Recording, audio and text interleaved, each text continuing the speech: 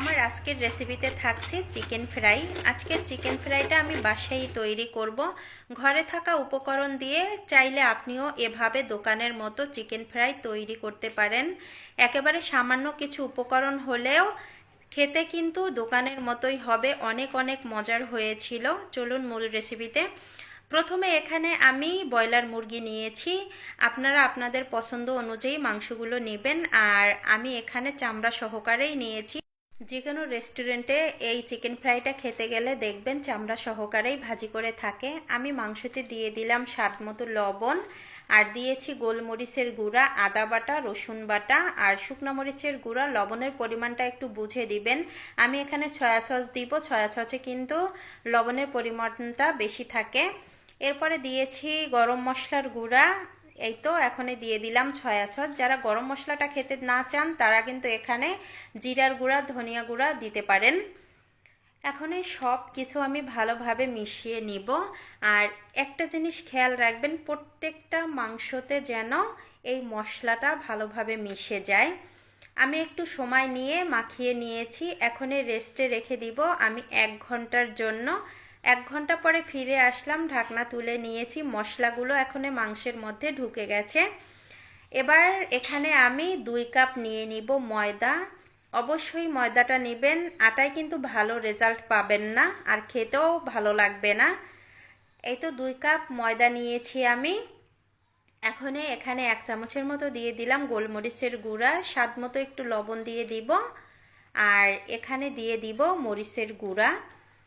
সব উপকরণগুলো এখন ভালোভাবে মিশিয়ে নিতে হবে। ময়দার পরিমাণে একটু বেশি নেবেন, বেশি নিলে কোট করতে বেশি ভালো হয়। এখন মাখিয়ে রাখা সেই মাংসর পিস দিয়ে দিলাম। 1 পিস মাংস দিয়ে উপর দিয়ে ময়দা দিলাম। ময়দা দেওয়ার পরে হাত দিয়ে চেপে চেপে নেবেন। আগে থেকেই চেপে নেবেন না, কিন্তু ময়দা দিয়ে তারপরে চাপ দিবেন। চাপ দেওয়ার পরে এভাবে ময়দাটা ঝেড়ে নেবেন। এই দেখেন, ঝাঁকি দিলে পড়ে যাবে। এখন নর্মাল তাপমাত্রায় থাকা জলের মধ্যে আমি দিয়ে দিলাম। এক এক করে 3 পিস মাংস আমি এখানে দিয়ে দিচ্ছি।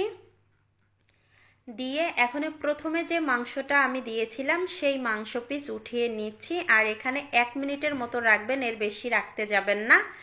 এই তো এখন আমি ময়দার সাথে কোট করে নিব ভালোভাবে। এই যে উপর দিয়ে ভালোভাবে ময়দা দিয়ে তারপরে এভাবে চেপে চেপে নেবেন, তাহলেই দেখবেন খুব খুব সুন্দর একটা লেয়ার চলে আসবে।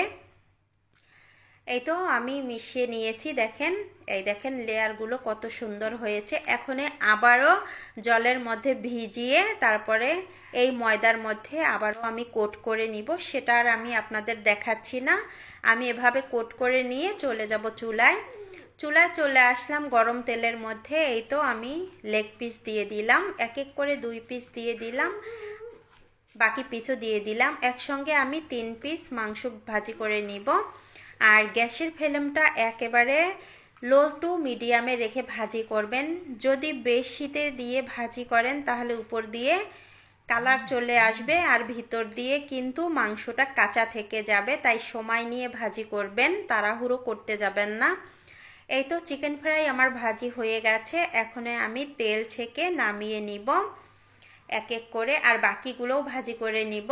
সবগুলো ভাজি করে নিয়েছি, আর কতটা ক্রিস্পি হয়েছে সেটা কিন্তু আমি আপনাদের প্রথমেই দেখিয়ে দিয়েছি। ভিডিওটা এখানেই এন্ড করলাম।